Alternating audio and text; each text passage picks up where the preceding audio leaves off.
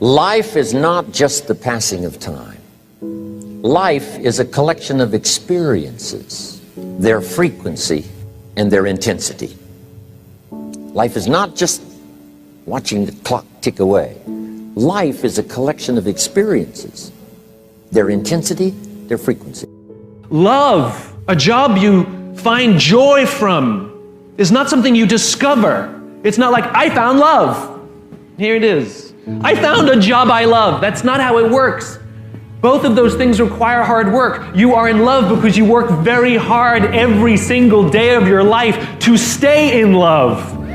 You find a job that brings you ultimate joy because you work hard every single day to serve those around you, and you maintain that joy. It's not a discovery. But the problem is the sense of impatience. It's as if an entire generation is standing at the foot of a mountain. They know exactly what they want. They can see the summit. What they can't see is the mountain. This large, immovable object. Life, career fulfillment, relationships are journeys.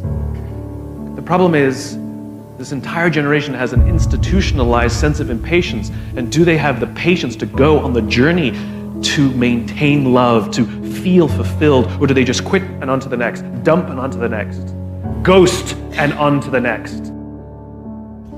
God didn't bring you in this world to be average. God didn't bring you in this world to wake up and die one day and just be another person that lived and died and didn't do anything significant in this world. You're still alive. So therefore, God is not done with you. You're still here. God has a plan for your life. God has things in mind for you beyond anything you could ever imagine. But you know what I discovered? When you're working at your dream, somebody said the harder the battle, the sweeter the victory. Oh, it's sweet to you. It's good to you. Why? See, when it's hard and there's a struggle, see, what you become in the process is more important than the dream. That's far more important. The kind of person you become, the character that you build, the courage that you develop, the faith that you're manifesting. Oh, it's something that you get up in the morning, you look yourself in the mirror, you're a different kind of person. You walk with a different kind of spirit. And people know that you know what life is, that you have embraced life. You know it was hard, but you did it hard.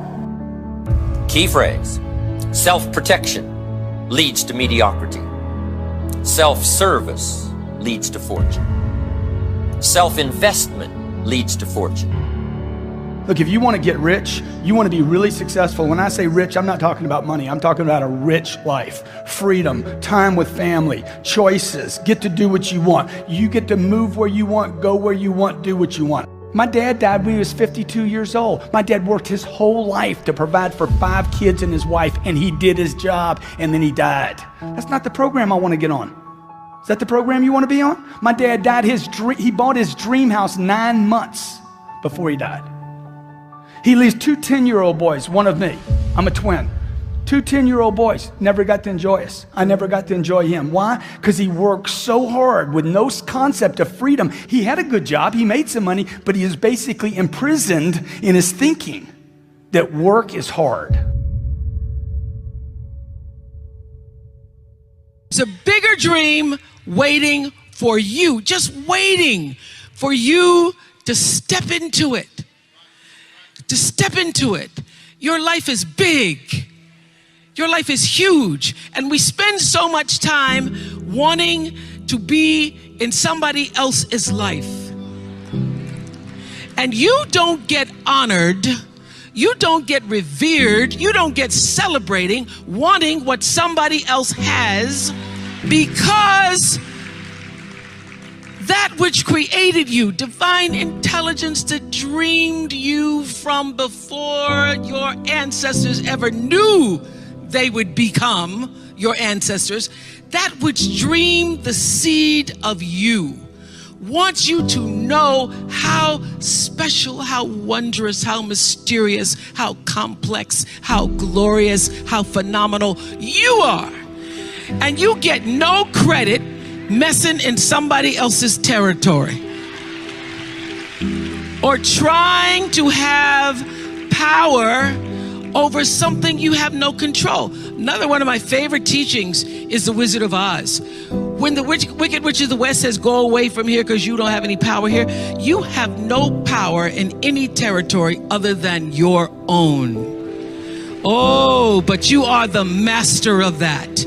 You get to be the master of your own fate.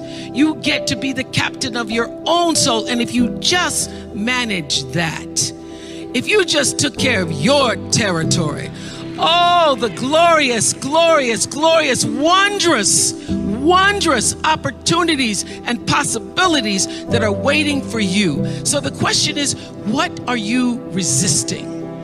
What are you pushing against? What are you not allowing? What are you blocking because you have this idea of who and what you're supposed to be, instead of leaning into the dream that's already been created and waiting for you. It's waiting for you. And the second, it's an instant thing. It's a shift in the way you see yourself and the power from which you have come. Achieve greatness in little things. Take on difficulties while they are still easy. Do great things while they are still small. The sage does not attempt anything very big and thus achieves greatness. Greatness comes from being in the moment, here, present, in the now. The sage confronts difficulties but never experiences them. This is the idea of thinking small. And finally, I'd like to see you change from this thought.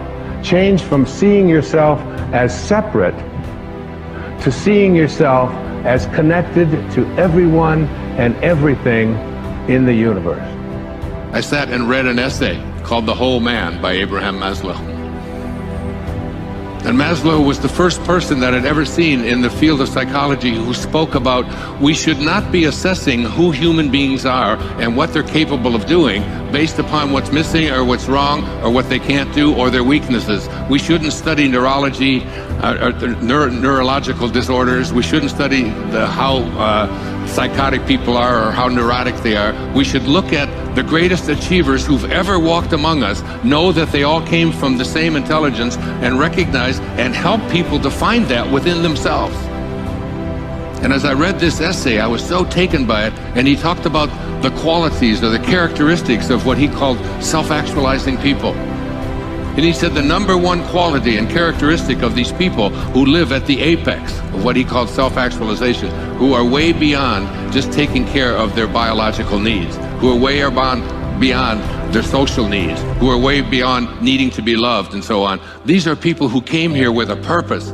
These are people who have a dharma. These are people who won't let anyone else determine what it is they're going to be. He said the number one quality of these people is that they are independent of the good opinion of other people.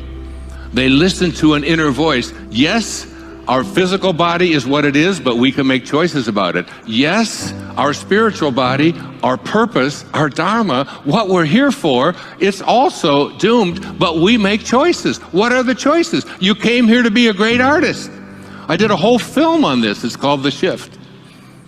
And this whole idea is that you came here to be a great artist. Do you pick up a paintbrush?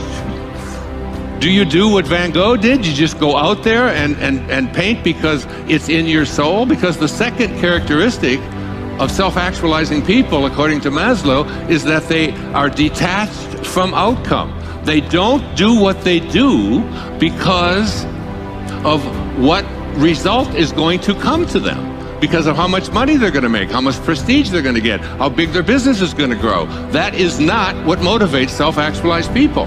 What motivates self-actualizing people is, this is my calling. I found myself reading the Bhagavad Gita for the third time in the last 3 months. I just keep reading it over and over, just like when I did the Tao 8 years ago when I turned 65 and couldn't stop it. And the teachers showed up. The Buddhist proverb is that when the student is ready, the teachers will appear. It's not whether there's teachers there's teachers everywhere. Everything is a teaching. The question isn't whether the teachers are there. The question is, how willing are you to pay attention? How willing are you to listen to that inner voice that no one else can hear? That little scurvy elephant in there that says, you're not the boss of me. You can't tell me what I'm here for. You have to, it takes a kind of fearlessness, because fear is such an omnipresent force in our lives. I do what I do because of the passion I feel. I am not here because of what you paid me to be here for. I am not here because of any need that I have to sell another book. I am not here for anything external to myself. I am here because I have a passion within me. Hey guys, my name is Mark Cox. I took what was $2,000 of loaned